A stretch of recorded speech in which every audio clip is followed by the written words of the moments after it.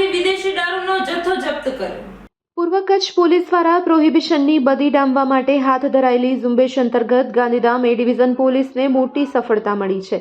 In charge PI SV ગોજિયાની આગેવાનીમાં surveillance સ્ટાફે બાતમીના આધારે સેક્ટર 1A માં આવેલી ગુજરાત કોઓપરેટિવ બેંક સામેના ખુલ્લા પ્લોટમાં દરોડો પાડ્યો હતો। અહીં પાર્ક કરેલી સફેદ રંગની Swift Dzire car GZ12 BF 4232ની તલાશી લેતા તેમાંથી વિવિધ બ્રાન્ડની વિદેશી દારૂની 372 બોટલ મળી આવી હતી। પોલીસે 4,16,400 રૂપિયાની કિંમતનો દારૂ અને 1,50,000ની કિંમતની કાર મળી કુલ 5,66,400 રૂપિયાનો મુદ્દામાલ કબજે કર્યો છે। હાલ પોલીસે ફરાર કાર ચાલક વિરુદ્ધ ગુનો નોંધી વધુ તપાસ હાથ ધરી છે। Report by Bharti Makhijani, Gandhidham.